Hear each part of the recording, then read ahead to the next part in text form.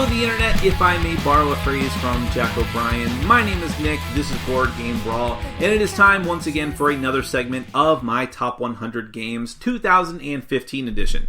These are the 100 games I love the most right now at this moment in time. I'm sure that given my flighty nature, that will change come next year, and you'll see many movers and shakers, things moving up and down. But for right now, if you had to put it into a scenario, if there was a burning building filled with my games, and also a lot of innocent, children and invalids and the elderly and the weakest among our society who needs my help the most, I would certainly give a glance at those people on my way out as I save all of the games on this list.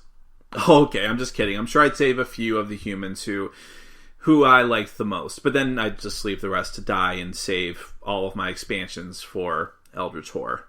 Okay, moving on. These are my number 70 to 61, and of course we have the second opinions from the Peanut Gallery at BoardGameGeek.com. So adorable they are, just full of life and vim and vigor, and just love those folks. Let's get to it.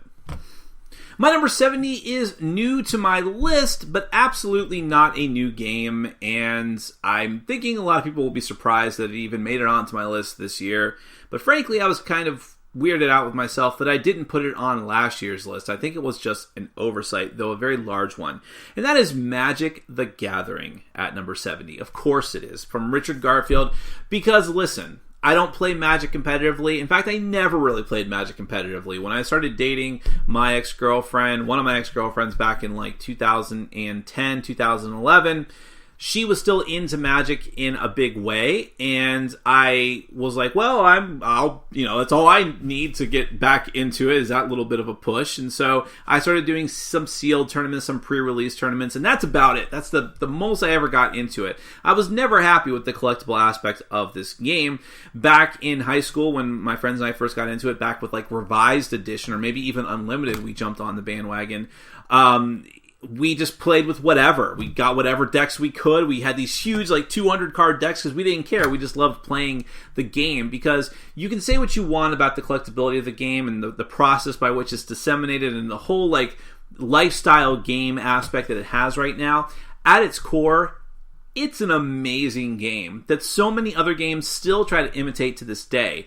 One of the reviews I did a couple of months ago was for the Epic card game, which shamelessly tried to rip off Magic. And it reminded me, I don't want to pick on that game too much, but it reminded me how many other games try to flirt with greatness the way that Magic did, and they just can't do it. It just doesn't work out, because there is a system and a flow and a smoothness to this game, and how it can be easily expanded upon and just more and more stuff added to it seamlessly that has to be admired. And while I won't play competitively now, I love getting the pre-made dual decks. I love the dual decks. I love the commander decks, although they're very expensive. I wish I could have them all.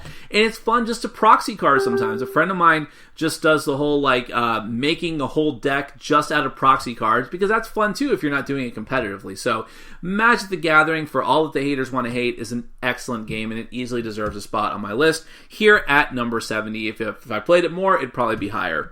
Stratagems, however, speaks for a lot of people when he says, or she, if you have money to spare and a childish ego to satiate, it's a lot of fun. In other words, if you enjoy pissing away money while making your friends feel angry and inferior, this is your game.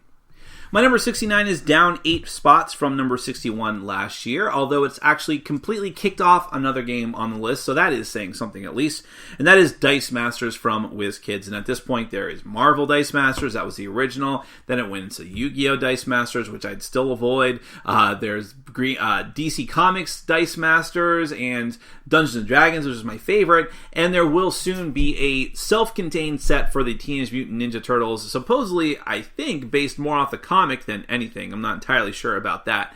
And again, this goes into sort of the Magic the Gathering type thing. It's interesting that both of those just randomly ended up next to each other on my list, but Magic and Dice Masters both have the whole collectability issue, and you could play Dice Masters way more easily, I think, just buying a few packs and a couple of starter sets, and you'll have quite a lot of cards and dice to work with. And that's one of the reasons I like it so much. When a new set comes out, I do buy a gravity feed, but then it's like, okay, I'm done. I don't need to chase any kind of rares or super rares because they're unnecessary just for casual play of the game. It's very smooth. It's got deck building aspects to it. It's actually the game that it replaced is Quarriors. Quarriors is an excellent game, but I kind of feel like this is the improved, faster version of it that's a lot tighter. And it does mix sort of Magic the Gathering together with Quarriors. And I think it's one of the few games that actually, as you can see, I put it one spot above Magic because it does take some of the aspects of that game and does a little bit better with the deck building. It's one of the few games that can actually pull that off. And whatever theme you're into, whether it's superheroes or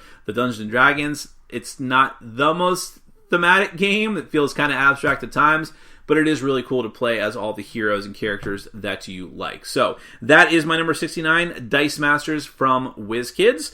Not the Phones, however, says, I've always wondered what a deck building version of Magic would look like, speak of the devil. But this game takes one of the worst aspects of Magic, artificial scarcity to drive up the price, and waves it in your face unashamedly. My number 68 is another game from Stonemaier Games, definitely not the only one on this list. It's down 12 spots from number 56, and that is Euphoria. I think it's only down that somewhat negligible amount of spaces because I haven't played it as much in this past year, but it is an excellent worker placement game, a very thematic worker placement game, as Stonemaier games tend to be, where you're in a dystopian world, and you are sort of the overseers who are managing all of the people that you are keeping under your thumb. You can be a nice overseer or you can be an evil one, but regardless of how you go about doing it, you need your workers to work, and you're putting them to work getting all these different resources to build and enhance the different parts of this dystopian society and get these star points. It's like a very tense, very stressful, very tight interplay there, and trying to be the first one to get to a certain amount of points. It's an excellent game. Beautiful looking game, even if you just have the normal version of it. And like I said, very thematic. Definitely not for everybody just because of how tight and stressful it can be.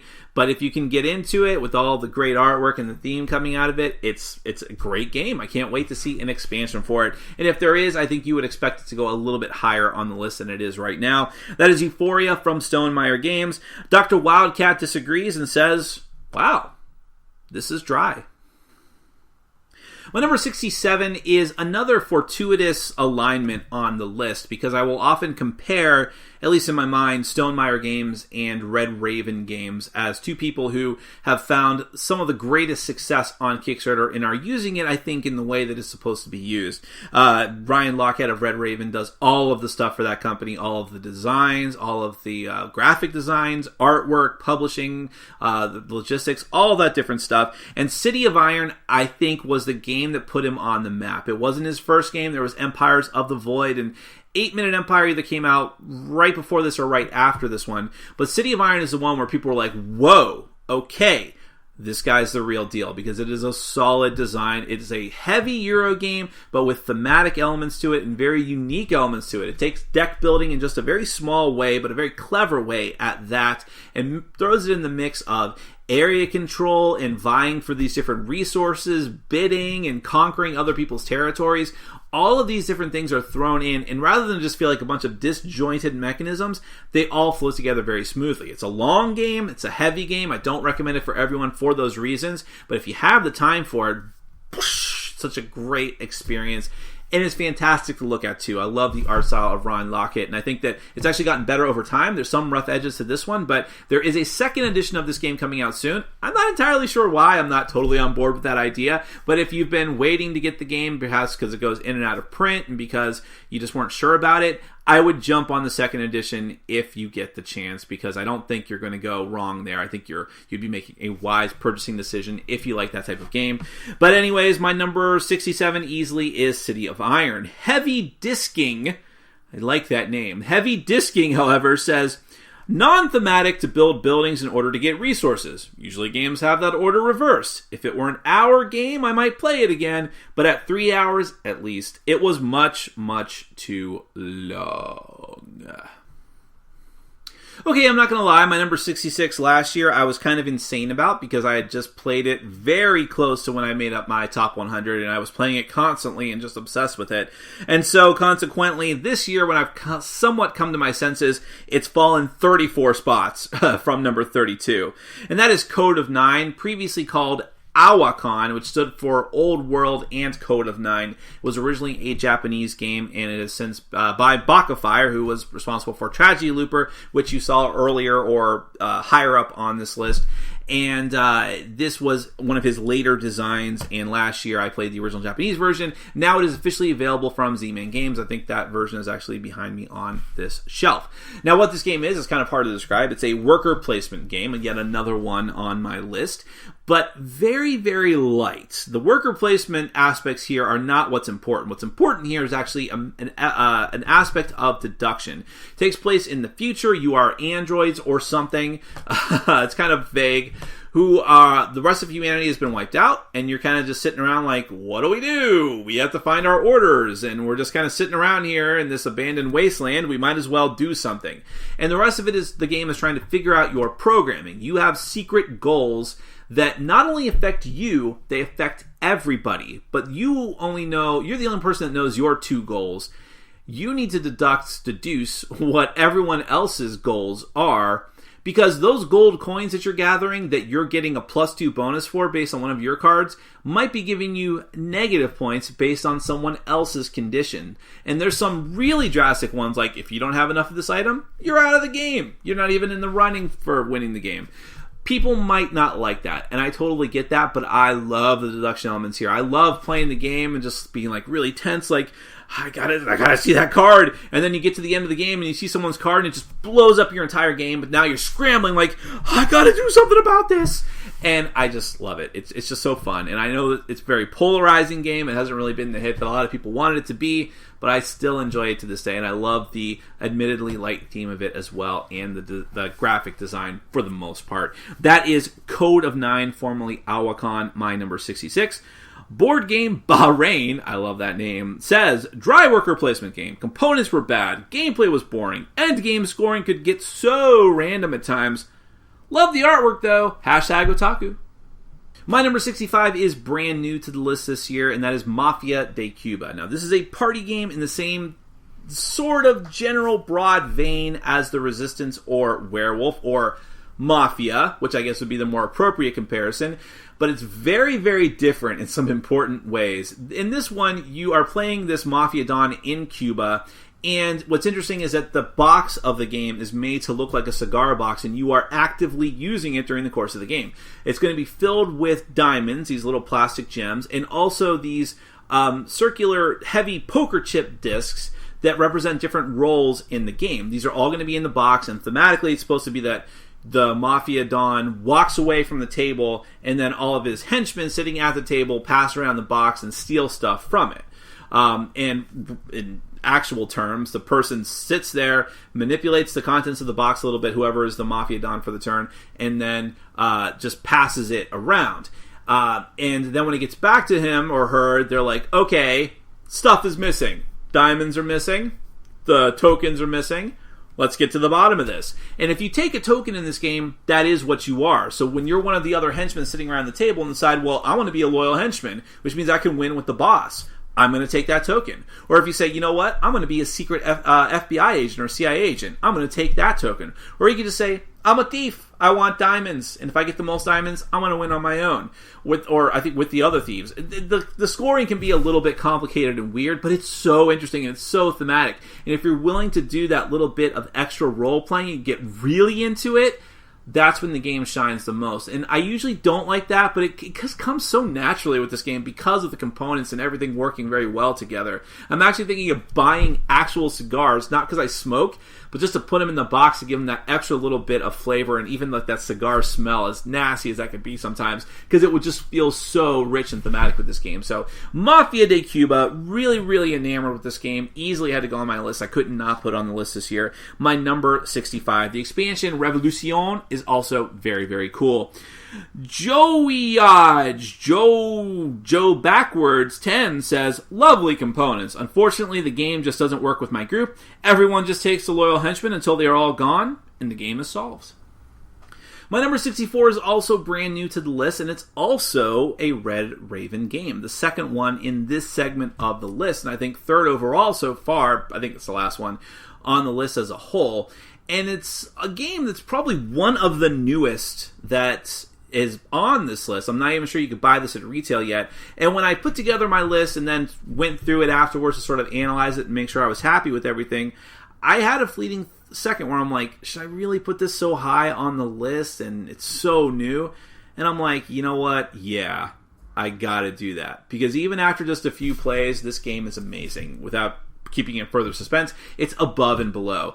Fantastic game. So it's very light compared to other, what I would classify as Euro games, but it just works so smoothly. I think calling it a worker placement game, as I did in my review, is probably incorrect. It doesn't really feel like that.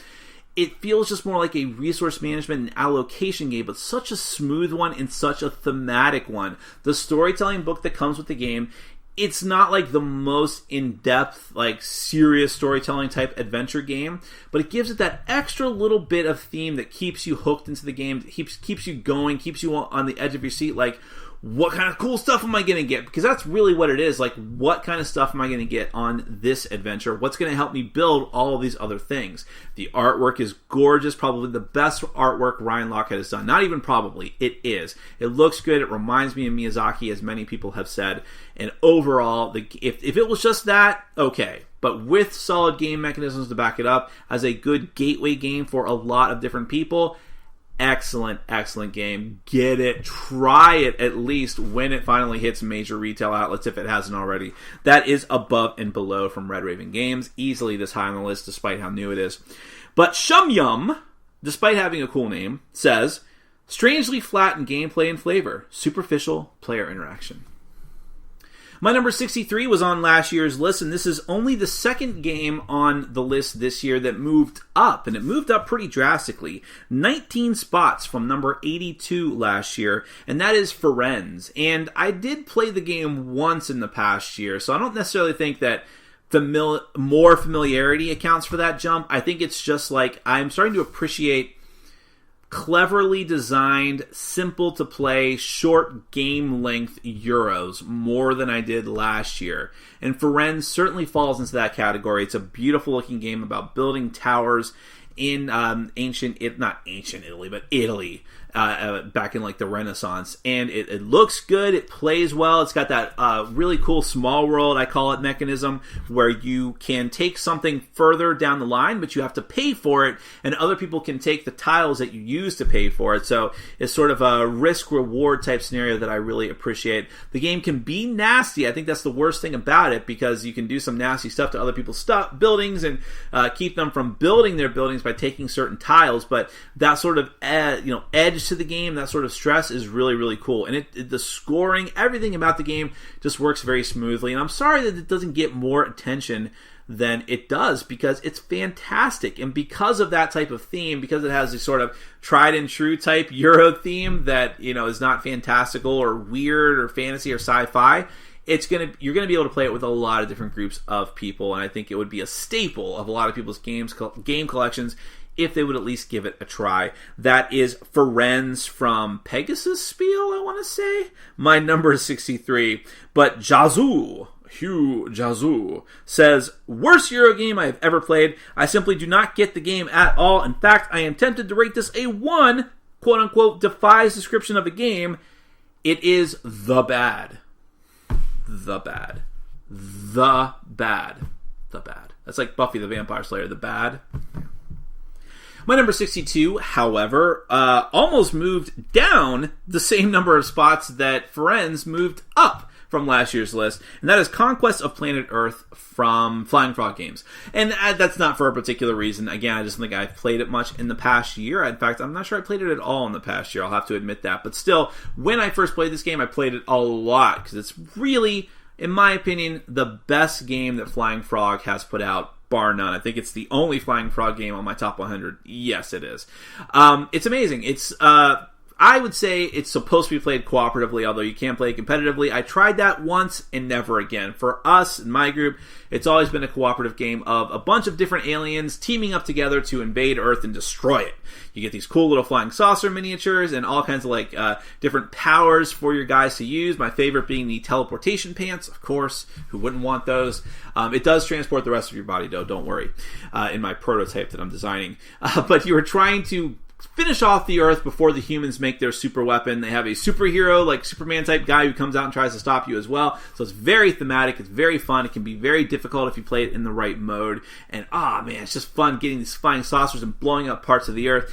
Definitely check it out. The game looks good too because it doesn't use the really crappy, what's that store from the mall type photography, Hot Topic type live action photography that a lot of the other Flying Frog games do. Instead, it uses really cool looking comic book style artwork. So that is Conquest of Planet Earth. My number 62. Smurdy, however, says, I loved all the other Flying Frog games, but this one just felt munchkin-y.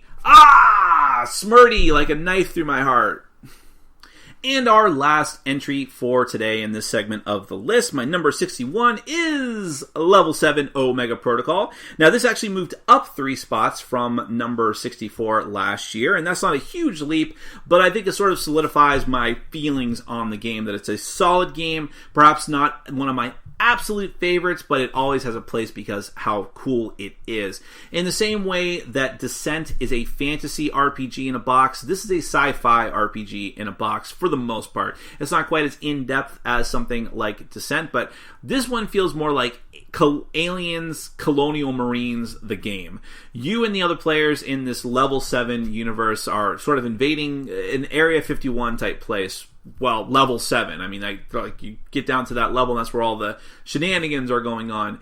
And there's this evil alien mastermind that the government's been keeping down there. He has hordes of alien followers under his control. The game calls him the Overseer. And in fact, one player in this game takes control of that Overseer and tries to keep the other players from succeeding in their mission. So everyone else is working together as this Bravo team type unit, going down through the facility using teamwork, using tactics, using high-tech weaponry against the Overseer, who has this really cool dashboard thing. You construct this dashboard ahead of time with all of your abilities and units that you can summon, so to speak, the alien units, and you use the adrenaline that the players supply you with. As they take actions, they give you adrenaline tokens. The aliens in the game feed off of the fear of the humans, and you use that as your fuel for your special abilities. And that is such a mind-blowing, cool aspect to the game. And it's backed up with solid mechanisms, the same type of RPG, tactical, miniatures type mechanisms. There are cool minis in the game. They're not the greatest. You need to give them a hot water bath because they're all melty or all bendy. But still, the whole aspect, the whole artwork and just the appearance of the game is amazing. It's very thematic. It's very rich. It's very deep. And I think a lot of people who are into science fiction movies can, even if they're sort of new to board games, could easily glom onto that and latch on and become interested in the game because of it. The only downfall of this game, as with any scenario-driven game, it kind of relies on content, and I fear that Privateer Press has left it to die. And I'm not even necessarily sure the game is in print. It should be, though. It sold very well for them, and I wish they would make more content, but they kind of closed off the storyline of Level 7, weirdly, with the follow-up game Invasion, which I didn't hear very good things about. But that's really a shame. I kind of wish they had kept this a neutral game in some other specific universe for itself, so they could keep pumping out scenarios and new miniatures and new enemies, but even as it is, it's still worth getting because there's a lot of content in that box, and it's just an amazing game. That is Level 7 Omega Protocol, my number 61. But to close this out with our final second opinion, Agarion says, the rules were so complicated and muddled, I have never even figured out how to play, much less wanted to. There are other games that have these mechanics easier and better and cost far less. And with that pleasant note, we will leave you and bid you adieu until we get to the next segment of the list. We're getting closer and closer to the top 50, and then I think things are going to get super duper interesting with a lot of surprises. So hang in there. You'll be seeing the next segment very soon. I want to get through this list as quickly as possible, even though it's a lot of fun and I would like it to last forever. If I can only do top 10 lists on this channel, that's probably a bit too much stress, but it's fun to think about. Until next time, my name is Nick. This has been Board Game Brawl. Take care.